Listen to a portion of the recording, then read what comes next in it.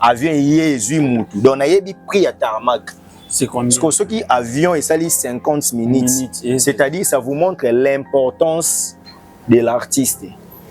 On voit parce qu'il devrait il devrait finir la prestation, prendre l'avion, aller pour prester. Vous comprenez? Donc les gens ne peuvent que comprendre une chose. Nous sommes tous nous sommes tous des célébrités. Ils sont tous artistes. Mais chaque artiste a son niveau, son level. Fali, so tu na pesé. O tu bango nyonso ba telema awa mais fallait on mata. Kolega Kofilomide. Oh, mais Kofi est nostalgique, non? Zela, si toi tu es un producteur, aux gens pour ça ils ont misé mbongo obeta mutu awa na Kinshasa. Attends na centre culturel il y a Afrique centrale là. Yo za producteur. Bachelio Fali, Bachelio Kofi. Aux gens pour ça mbongo ko tsana obeta na. Awa faut ba producteur ba répondre. Producteur à la licre, on a besoin de bénéfices. Donc, au bimisi mbongo na yo, au yena ba instrument, au tcheba billet, au sali marketing, promotion makasi pour musicien beta. Bache Fali, bache Kofi. Aux gens pour ça ko tsa mbongo beta.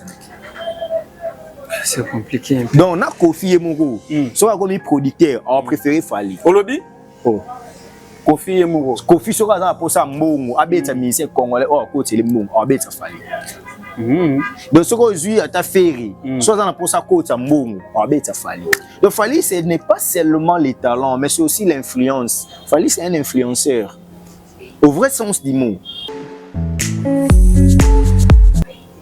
Fali, a kangi suki, bat kangi suki.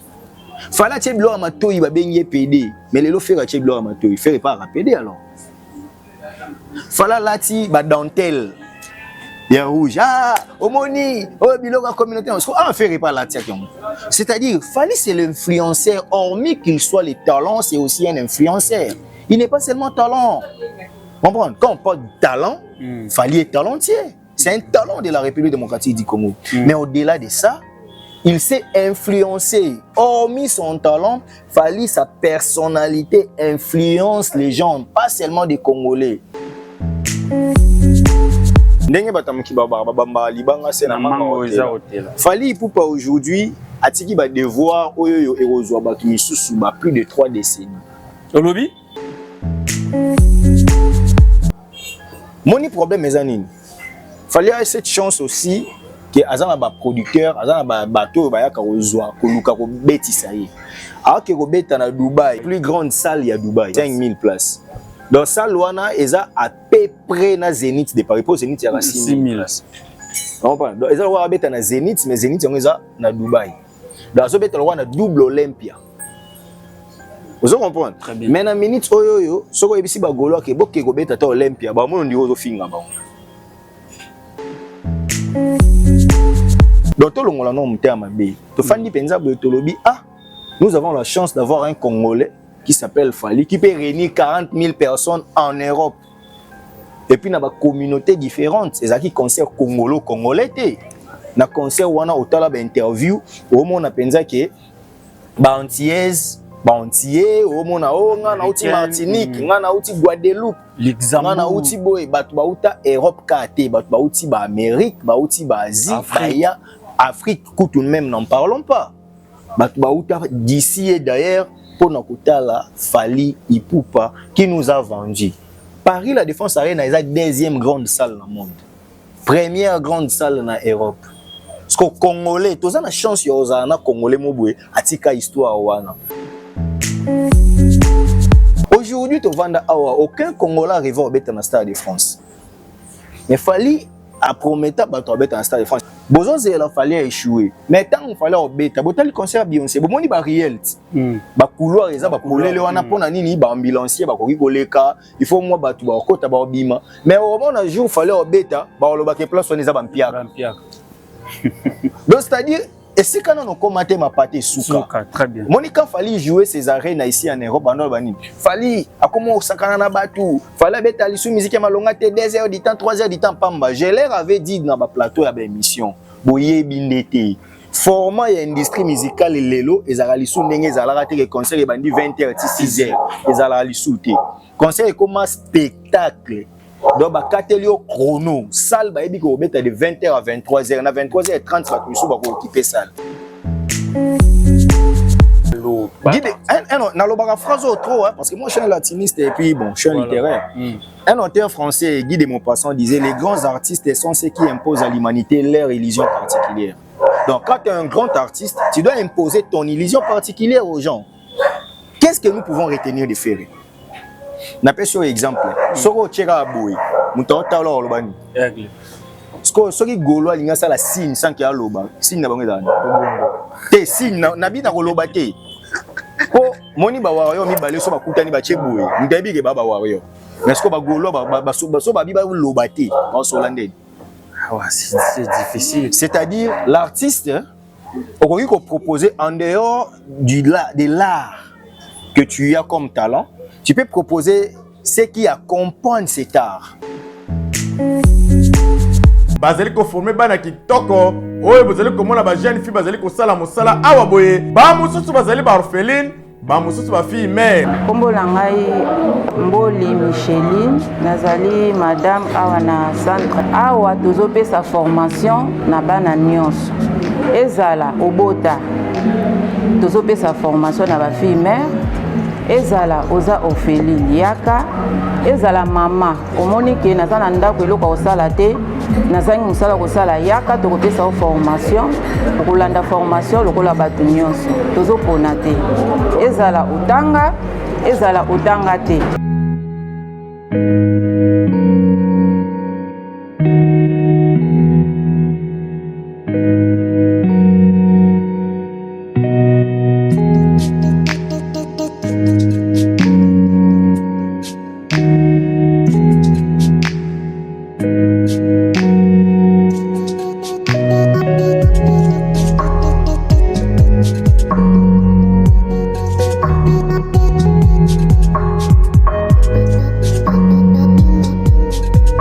Voilà, vous avez fait les bons choix de choisir Connexion Kinshasa Monde TV, chaîne d'actualité, chaîne de information vraie, ainsi que réel, tout ça pour nous ça. Un grand merci aussi d'abord fidèle abonné na biso, ceux qui binoté mais les tout ça personne tout ça na singa minoka toujours merci. Ça m'a continué toujours ko pambola bino prêter bino toujours ba main forte pour boya kaka ko s'abonner, ko partager. Tout le monde a mutema de to ko mutema malam. Ko sala biso vraiment souka na plaisir. Voilà un grand merci à ma boss Lionel Botello depuis Dallas wana ba bilo boko mpete nzamba pombolo toujours continuer toujours ko pesa so confiance et fidélité tout ça kaka na to ensemble. Ça un grand merci aussi à Faiseur des Stars, c'est lui qui notre coordonne, c'est lui qui coordonne tout Herman Emporio. Garçon bio, garçon Silim, garçon Kanassi, Cré, Faiseur des Stars, Herman Emporio, je te salue là où vous êtes, Nzambe à Pambolo, et pourquoi pas, Abraham Biebe, c'est lui qui est derrière la caméra, Lilo Nazana, Steve Kambanga, comme vous le savez, c'est un maître, il faut mouiller ça là, parce que ce qu'on y a, vous avez ya, c'est quelqu'un qui réfléchit très bien, il parle aussi, souvent, Makamou il est quand musique na biso Afrique na raté mais à l'obara ce que ça blé ce que ça rouge c'est toyebane vraiment tellement calme c'est la toute première fois aller à la plateau na biso tozoye le loba bito tonga poto tonga mboka parce que ça autorité mdatonga biso mboka à cause la ta premier biso to sommes normalement fondant vraiment plateau na Steve à qui j'ai dit bonjour maître. Bonjour mon ami. Bonne santé. Ouais, ça va par la grâce de Dieu. Bon week-end na batutu Borlanda biso. En commençant par la grande direction de la chaîne et merci de nous inviter malgré des multiples occupations. Néanmoins, nous nous sommes dit quand même de valoriser cette invitation qui date de longtemps, je ne peux que le dire. Presque on va plus d'une année, il fallait tourner aujourd'hui quand même il a plu à Dieu pour te répondre à l'invitation. Donc merci. On va dire ce que nous pouvons dire pour l'évolution de notre pays. Très bien. Procès les candidats maître Maramoutou vie privée. Non, Dieu fait grâce. Bon, voilà, les gens ne peuvent que constater parce qu'on ne peut pas venir ici. En fait, nga plus que le parce que ba yebi ke ba na besoin de service na biso juridique et tout autre ba yebi nenge contacter biso et na pesa appel numéro T parce que si tu veux me voir au Luka à Robenga yo à Roya Veranga c'est une façon de rester dans l'éthique professionnelle ya musala on a parce que mon émission il y Il y a musique, c'est très différent dans la profession. Je ne peux pas quand même venir ici, là, se mélanger. Ici, je reste dans la culture, mais si tu veux me voir autrement, à aux numéros pas na muto on a besoin na aux numéros pas na yo et puis tu reçois bien. Très bien, Steve Kamanga, comme vous le savez, c'est quelqu'un qui parle très bien à défendre, surtout qu'il tire na biso. Ils ont na yebi ba te belé lilo ba ko traiter beaucoup plus warrior. Est-ce que dérange à souvent? Non, en fait, ça me dérange pas. Les problèmes avec les Congolais, c'est les Congolais linga muta sala o yazo linga très bien. Donc ceux qui muta na sepela na falité. Ceux qui c'est fali muta do porter haut la musique congolaise, du coup à traiter aux fanatiques ya fali. Or même lui-même l'artiste Fali sait que nga loba akaba vérité. Donc je ne suis pas là pour flatter l'artiste Fali, mais dire au moins net ceux qui to fandi botobi que banda musique congolaise là. Les seuls artistes et musiciens congolais disque d'or certifiés à Fali. Ceux qui dans lobby en lobby téléphone manqué respect na ba musicien mususu. Et puis na ba musicien wana bango moko ba yebi ke mutaza na disque d'or certifié za ka Fali. Donc son dans lobby bongo est-ce que na commis sous-traité et pas Fali, na commis sous-doyer et pas Fali parce que les gens nous insultent des fois comme ça. Ah, ozo lukapoto voilà. Ils oublient parce que toza bateau yo toza na ba profession oyo senga moi discrétion toza na biso ba millionnaire te mais to apé ba tanzala te voilà. Déjà na kin quelqu'un qui a un foyer qui loue za mambo à ça là il ne peut pas s'éterniser au luka visa mais s'il faut dire la vérité et l'obité pour fallait appeler ça rabatu visa il faut ce qu'il fallait kabila rabatu mbongo na bonne foi na ye ndé na ko s'empêcher que la vérité sur sa carrière sur son talent. Non, en tout cas, ça ne me dérange pas du tout parce que naza congolais. Né grandi congolais d'origine donc na yebi penza moi kini ya mabe na yebi communauté na biso. Donc dire la vérité sur l'artiste Fali ne dérange pas. Na autre chose place, na autre chose ko défendre JB. Est-ce que JB pas au même poto? Parce que JB pour le moment n'a fallu moi non même pas JB n'a fallu ba yo kanate. Par contre JB a boya mambo fallait be na ba média. Mais j'ai vu que JB était victime. Il y a planification mon boye basala qui il est cité innocemment et kobanda Kofi ngaye et pas Kofi kobanda critiquer. J'ai remonté à Kofi que non et il n'avait pas raison de le faire. En fait, le problème c'est parce que Fali est au sommet. Fallait au sommet. Nazouaratan, combien de fois moi j'ai défendu héritier? Ngai, na ebisa batu, na ebisa batu ba qui d'homme de Paris. Na loba mamba bien pour héritier, mais pourquoi est déranger et puis na monation na loba mamba héritier, ba spiritas ba yamba ngo bien. Ceux qui na lobi mamba Fali ba mais ceux qui na lobi ga qui Fali a sali boye. À travailler pas Fali. Bon, ceux qui peuvent ne travailler pas Fali, est-ce que je n'ai pas de service à offrir à Fali? Est-ce que Fali n'a pas besoin d'une cellule juridique? Ou Fali n'a pas besoin d'une cellule de communication? Si réellement que c'est un contrat, et vous avez un contrat, mais pour le moment, il n'y a rien, c'est juste que ceux qui battent une question, je suis censé dire la vérité. Très bien. Et la vérité penche plus du côté où il faut dire que celui qui porte haut la culture congolaise, surtout dans la musique, c'est Fali. Malgré il est le premier artiste congolais qui a salle il y a 40 000 places.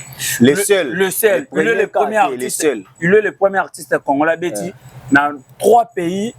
Il y en a 3 arènes dans 3 pays différents. Marco anglophone. Abeti par la défense. ING Arena, Wembley, Ovo Arena.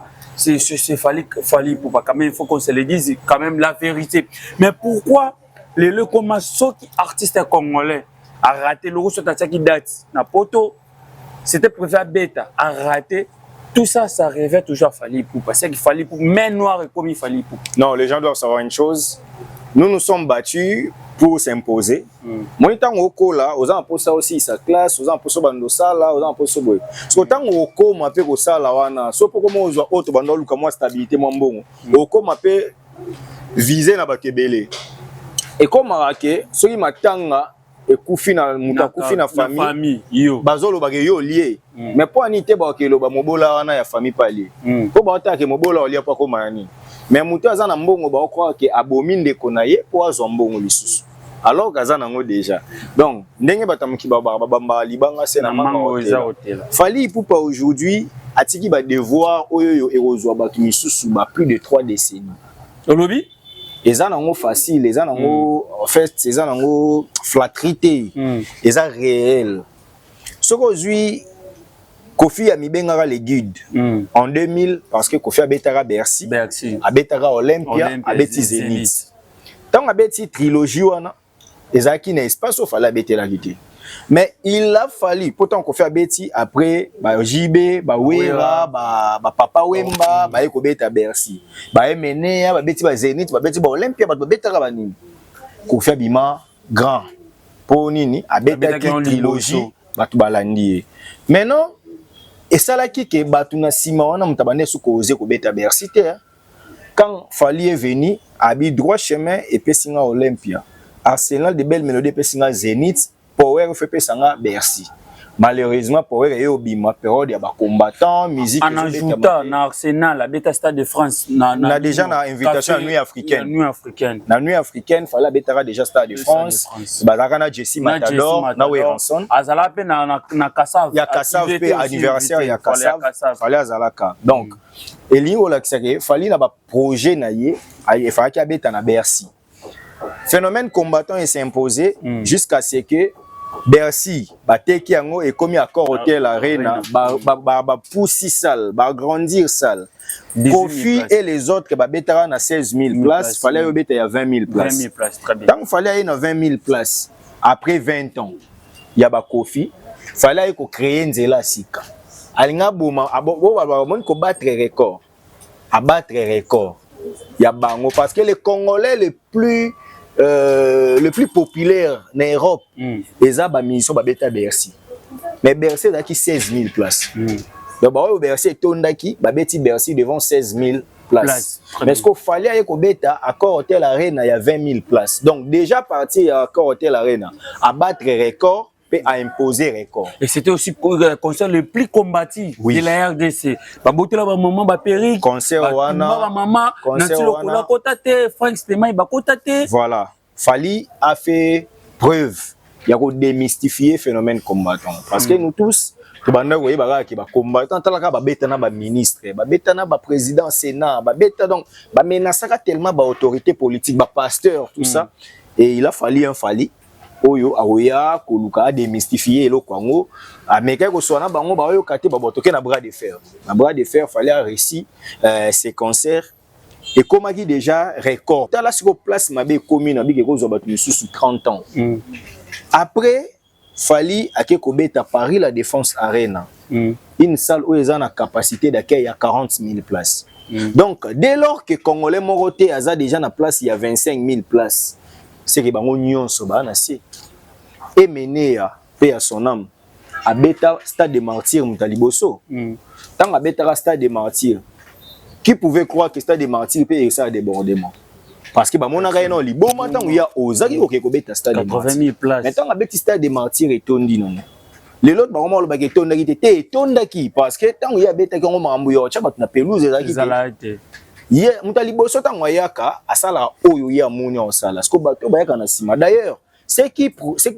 auront l'occasion de se produire à Paris la Défense Arena bako za peine chance ça à faire ya refaire mieux que Fally po bango ba yeba Fally asala e penza boye bon nga pe na lingi na sa ngo boye au moins ko za peine na public mais ba rideau tambola fort rideau c'est un langage de faible c'est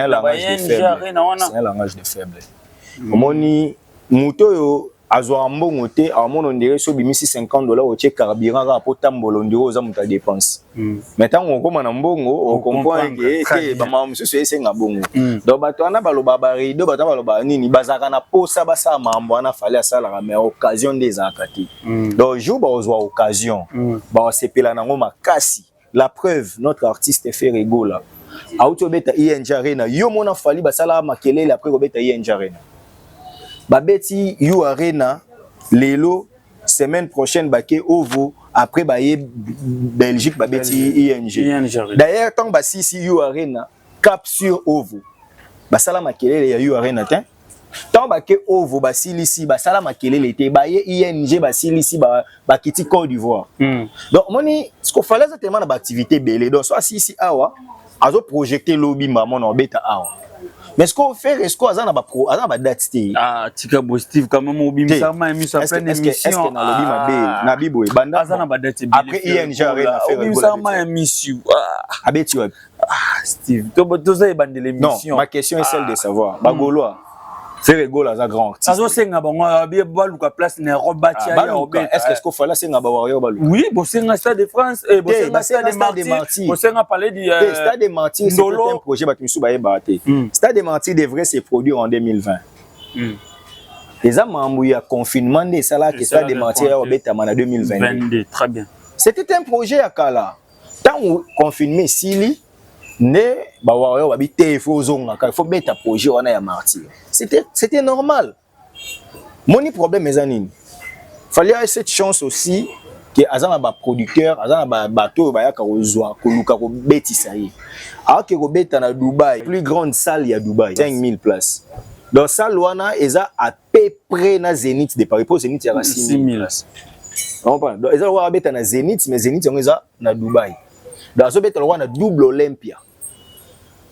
Vous comprenez? Mais na minute oyo soko ebisi ba golo ke boke ko beta ta Olympia ba mono ndiro zo finga bango. Pona bango déjà fallait beta ki Paris la Défense biso pe photo et puis lo mususu communicateur na bango moko azara le qui vient na ngai le qui bendo son ala na poto wana les gars pas paroles les gars alika na plateau mo loba ke fali veut se faire guide biso to kobe bisa faire ko sala jamais loko fallait sali fallait tala ti basket mo boye wana faire ko somba ngoti pour faire fallait za na posanda beti ba arena wana biso to beta pour lo bakaza guide mais lelo sko to zapi faire un équipe Paris la Défense Arena ni tété manque à vente de billets alinga pas beta ngo à équipe Paris la Défense à équipe ING beti donc aujourd'hui nous avons compris que les guides c'est qui. C'est Fali. La génération nae. Oui, en fait, la génération nae KT parce que Kofi aussi a osé Paris la Défense a été candidaté. Te Kofi ya na mo na ya na salle. Fali ba nde ba lo ba fala welisa. Monini. Paris la Défense. C'est Kofi Olomide. Bon, écoute, aloba ya loba Paris la Défense te Kofi loba arena yemtaya na norba congolais. Fali a annoncé le concert de Accor Hotel Arena en juin 2019. Kofi a annoncé concert à Paris la Défense Arena en septembre 2019. Na yena arena mutaliboso. Donc fallait tolongwe wana ngaza supporter ya Real Madrid. Ngaza madrilène. Biso stade na biso na Santiago Bernabéu. Biso ba Bavarois stade na bango za nini? Allianz Arena. Stade Bayern Munich. Bavarois. Siko ngana yeba na ponga linga bali. Na ndolanda bali lelo te.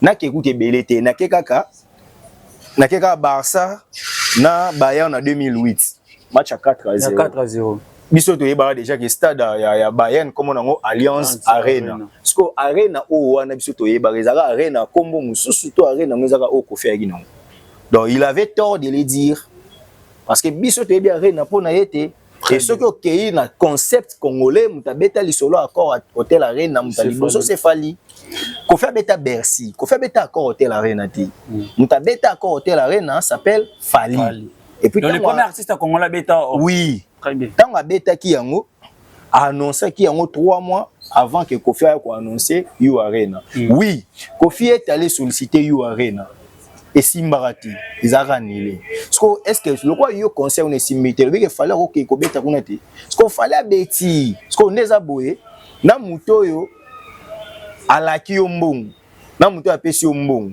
nani a réalisé quoi apesi ce qu'on fallait ndaki a betiti donc to longola no muté mabe to fandi penza boye to lobi nous avons la chance d'avoir un Congolais qui s'appelle Fali qui peut réunir 40 000 personnes en Europe. Et puis, il y a des communautés différentes. C'est ça qui concerne Congolais. Na concert wana otala ba interview au mona penza ke ba antillaise ba antillais au mona nga na uti Martinique nga na uti Guadeloupe nga na uti boy batu ba uta Europe kate batu ba uti ba Amérique ba uti ba Asie ya Afrique tout de même n'en parlons pas batu ba uta d'ici et d'ailleurs pour na kutala Fali Ipupa qui nous a vendu Paris la Défense Arena est la deuxième grande salle dans le monde.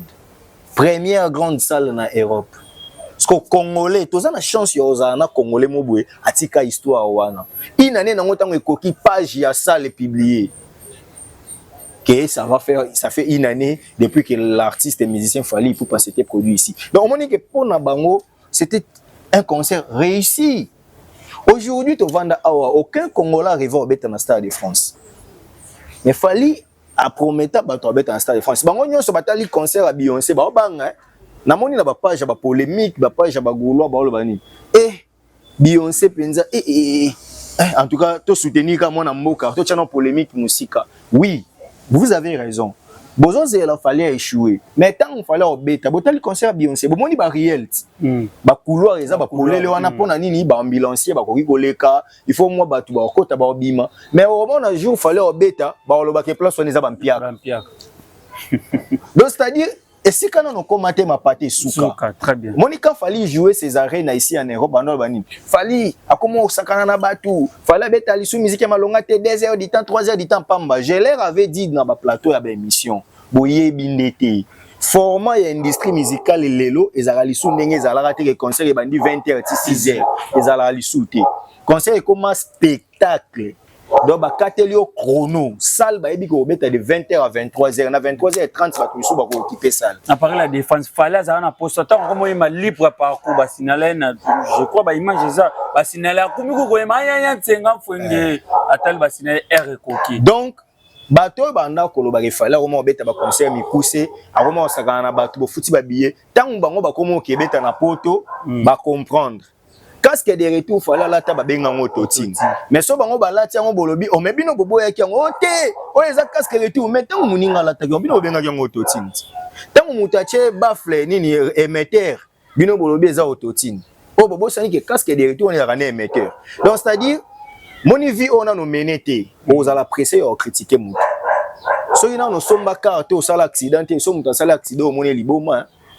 Mais jour yo pour ça l'accident au bétani attend na poto mo boyeke on comprend et comme là na batu donc problème a fallu zara ki en avance par rapport ya bangolais très bien siko biso to comprendre ngo na moi mayele nzamba pesi biso to bité tozo ko adorer té toza ko komate ke soki banani e pa na yeto komise penza mbete mais to yebisaka batu vérité ke ndeko na biso congolais asa mamboyo soto longoli yebisanga fallait le roi Real Madrid moni Real ndaza bongo na Europe aza meilleure équipe bobi ke aza na ba trophée aza na nyonso équipe nyonso ba na ngote mais soka zongi na championnat na bango na liga akutana na ba Eibar ba niveau moko po ba beta peka championnat moko okuta penza ko Real Madrid na Las Palmas o mo apere ba yepe o faut pas PDD Las Palmas a gagné Barça siko ezaka ke Fally sko aza bongo polémique ya Fally na ba ministère congolais ala awa poto za ba congolais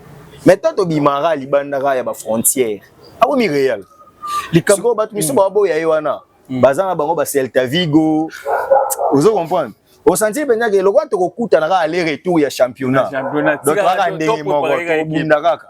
Très bien, voilà, il s'appelle Steve Kamanga, comme vous le savez toujours. Parlons maintenant, il y a Coco Taï. Fallait attaquer aussi, je crois, en 2022, faire rigoler la 2025, concernant Lubumbashi, créer un peu polémique. Parce qu'on a landina. Ok, Moutalandi batu nyonso ba yebi, mais question na ngezaka boy. Est-ce que faire rigoler ko ko proposer style musu te ko kabwana o fallait ça proposer qui? Ce qui a proposé ya moi avant. Loko le salaire en plein été. Tant à moni moi na mai ayagi na Coco Taï, ko vo ene simba. Est-ce que il peut faire katara ko vo? Faire rigoler. Ils ont un look. Guide, na lobaka phrase trop hein, parce que moi je suis un latiniste et puis bon, je suis un littéraire. Un auteur français, Guy de Maupassant, disait les grands artistes sont ceux qui imposent à l'humanité leur illusion particulière. Donc quand tu es un grand artiste, tu dois imposer ton illusion particulière aux gens. Qu'est-ce que nous pouvons retenir de Ferré? N'appelle sur exemple. Soko tchera aboui, mouton talo olobani. Ce qui golo alinga ça la signe sans qu'il y a loba. Signe na bango dani. Te signe na bi na koloba te. Ko moni ba wayo mi bale so bakutani ba cheboui. Ndebi ke baba wayo. Mais ce que ba golo ba so ba bi ba loba te. Ba so landé.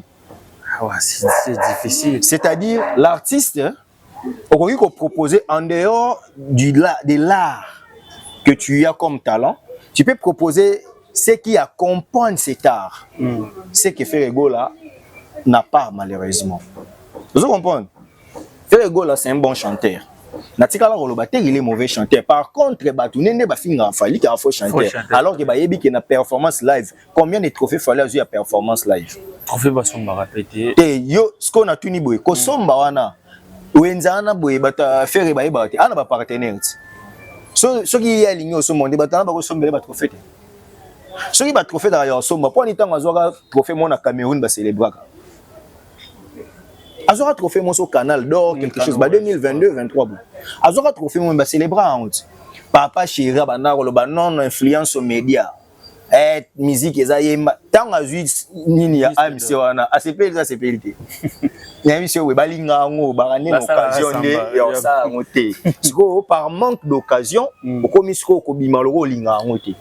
Monde toza boye biso sonde to bando ko langa quand je grandissais je voyais des amis certains amis arrivent so ya kolata wana na ngo gravité na vie.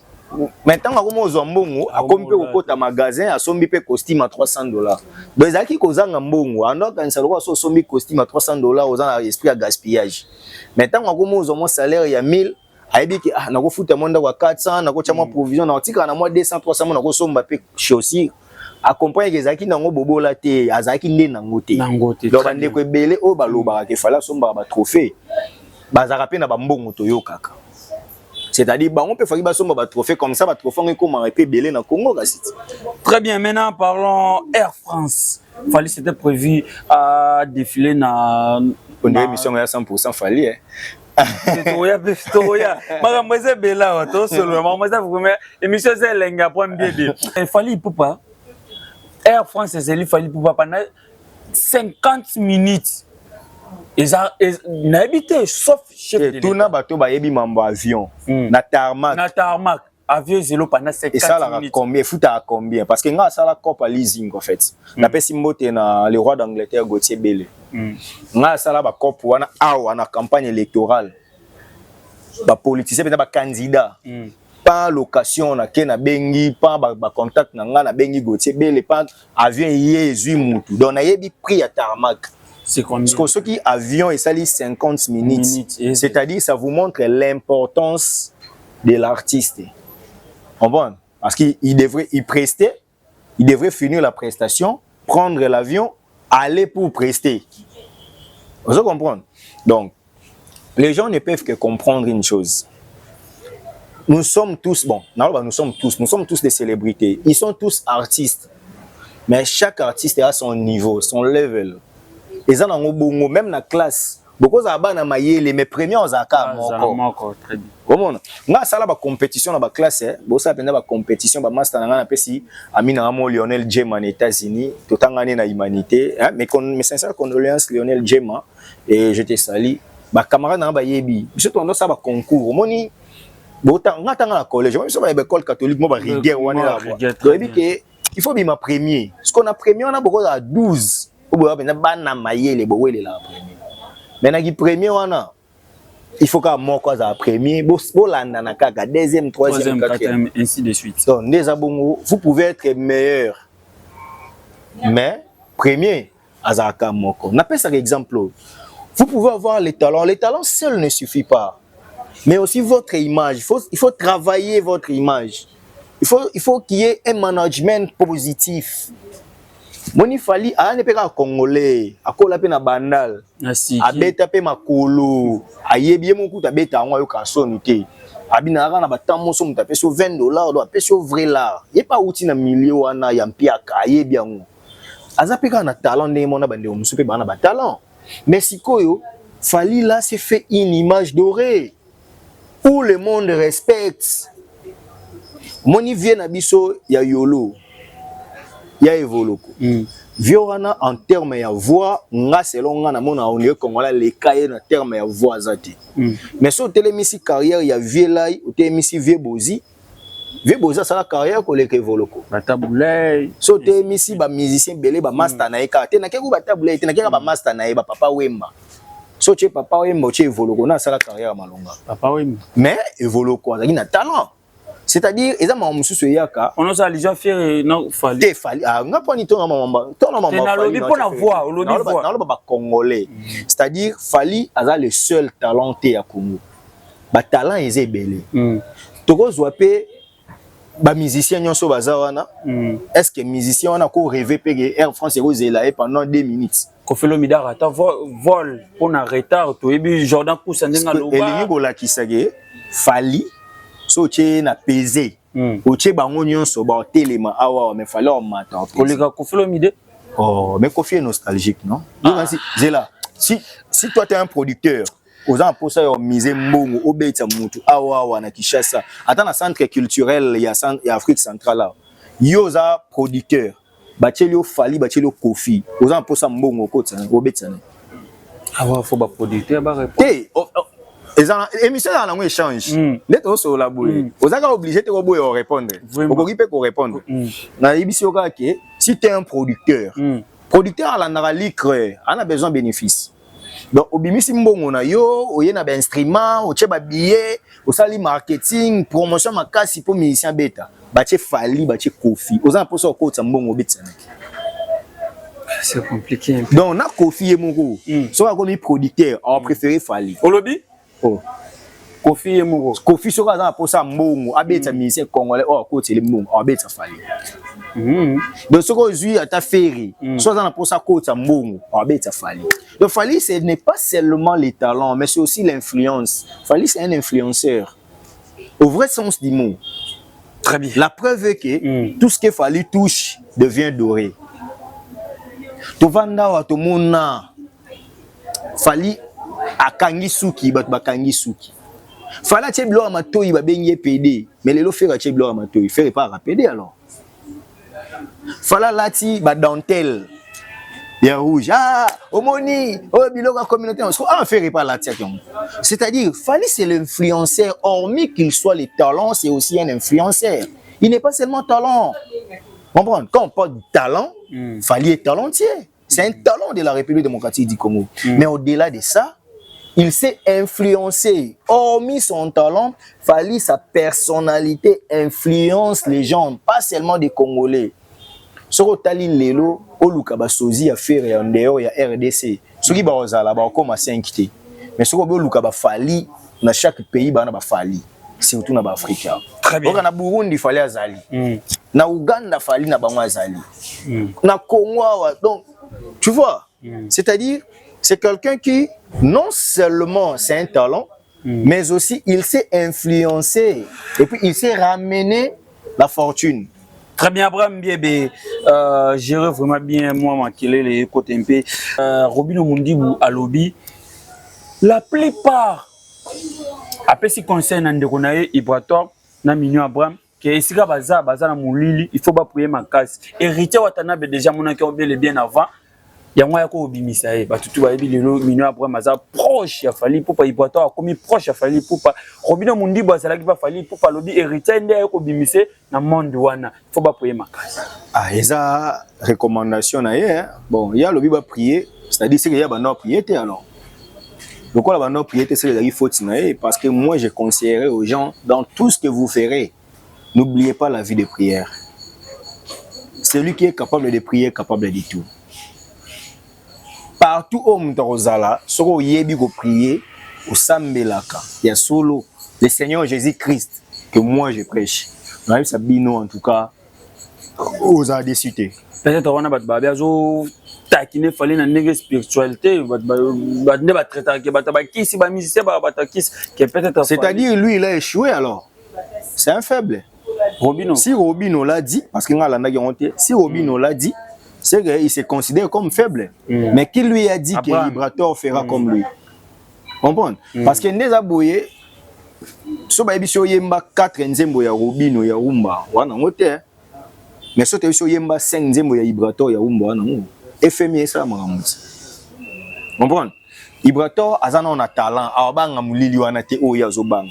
Mais ye nzembo nini oyo ya ko telema na ngolo ko la marketing. Oui, il faut couper ces lumières.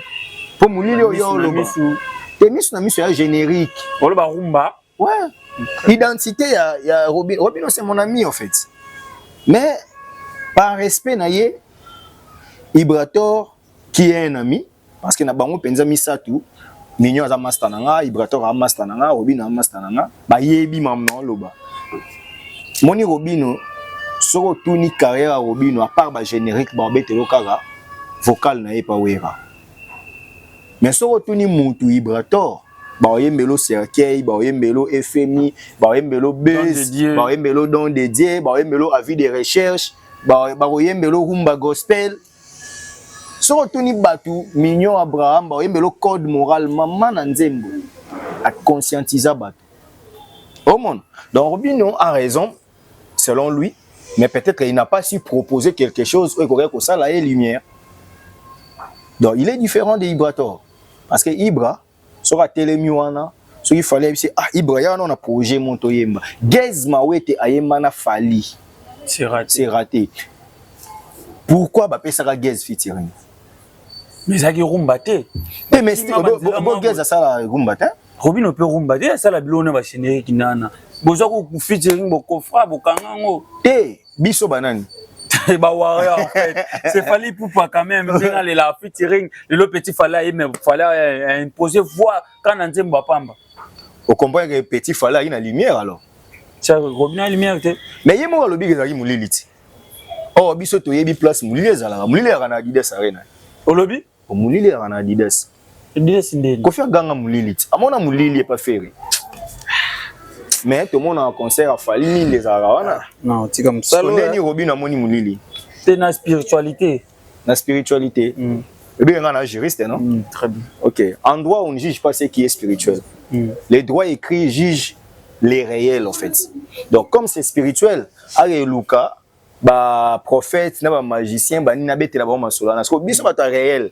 to juger mambo za réel na tout niyo est-ce que Robino avait proposé une rumba oui ko ça il fallait ba yemba nae mama yaka abeta kamikaze mundi bu azomi motuka to kitana Abraham awa asala micro baladeur ayebisa 5 personnes ba yemba banzemba Robino mais soto kitina ye awa to bige bo yemba banzemba Ibrator bat bo yemba soko kitia awa petit fallait ko diki yebani ce qu'il fallait appeler ça bape omeni na Bible eza lycée mo yeso appeler ça patron moi bando kende voyage azui ba talent apesi basali na emisa to moko apesi 5 talents moko apesi 2 talents moko apesi moko tango azongi ozaki na 5 à travailler comme 10 apesi va entre dans la joie de ton maître ozaki na 2 comme 4 abi entre dans la joie de ton maître ozaki na moko abi non tu es tellement méchant que na bande ko banga yo zwaka oyo yo olona kité yo botolaka ya batu na zwaki mbongo wana talent wana na bomba ki yango abisi nini méchant serviteur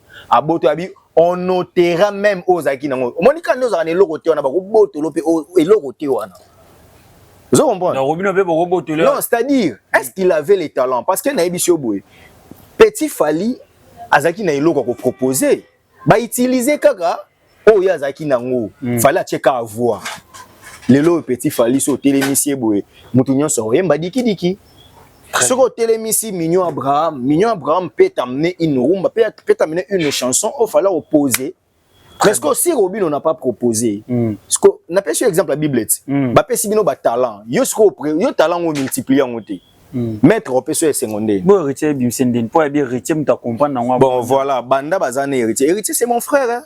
Goga je salue Toto ya Tembe nde bozabo nde bazana héritier azui nini kasi abeti quasiment oyebi ke Robino abeta accord hotel arena na fali pour pas 2020 OK parce que ce qui te obito ke na comparaison na muto abeti devant 20 000 personnes na muto abeti devant 2 000 personnes na salo bolam 20 000 donc moni a raison te très bien voilà maintenant alinga à cause héritier na ba polémique mo héritier na besoin très bien on s'achemine déjà vers la fin de notre émission Kamanga na habité ba warrior bazolando partout dans le monde na bato balinga pe musique bana Dubaï bazo la fali pour parler 8 je crois le 9 plutôt le 9 août pourquoi que ça va moni parce que tout le monde quelqu'un fali envers les sold out batunion soboza na boso ba billet bo banga na binote pona di batu so balinga neti basala contre campagne ote guerre ya Iran na Israël non rien à voir procurez-vous des billets soyez là le 9 août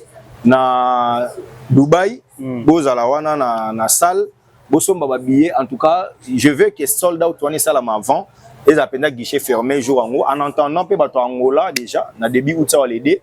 Fali pour Ozalawana, Bosomba ba billet et Ozala bien. 2026 c'est demain. 20 ans il y a carrière solo, 20 ans il y a succès. Il a fallu et on a couronné dans le Stade de France, Ozalawana et Ozala bien. Donc vous allez après bon c'est d'abord bon on a compte bancaire. Jour ba fond la billetterie à Stade de France de Sombi. En entendant peu album mais il y a double album urbain na album rumba. Bambote. Gauthier Bell et les rois d'Angleterre, je reviens encore. Napé sur Mbote, Bissi Rosali, vient en Assis à Moulex, Aigle Noir. Napé sur Mbote, Napé Simbote, Nabatutu. Le conseiller spécial Francis Bandoubola. Big salutations, hein, depuis les États-Unis, Nabi qui est bientôt retour à Wa. Le conseiller Joey Ngoto, Napé sur Mbote, Napé Simbote en tout cas. Nabatu Nyonso. Oyo Balandaranga, donc Lionel Djema, comme j'étais en train de dire, mes sincères condoléances, ma soeur, donc Karine Mwimba, na pesiminon sombote, Bao Yangai, donc Vanessa Baya, je te salue. Donc, merci Abraham, bienvenue pour la prise de vie. Ampo ya na pesombote, depuis Congo Suisse. Herman Ampoyo, na pesombote, ici aux Zoami, donc je suis heureux de savoir que tu es le coordonnateur ici, donc na pesombote, c'est-à-dire je suis pas nouveau dans les médias, il me recevait à tout moment. Depuis. Voilà, mesdames et messieurs, nous sommes arrivés à la dernière ligne de notre émission. C'est ici que nous mettons fin. Merci na ndenge bolande biso partout dans le monde entier. Bo commenter, bo liker, bo partager, bo aimer émission na bilenga. Merci à ma boss Lionel Botelo depuis Dallas. Wana faisait des stars Herman Ampoyo, garçon bio, garçon Silim. Ce qui nous a mazongté, donc à la prochaine. Bye.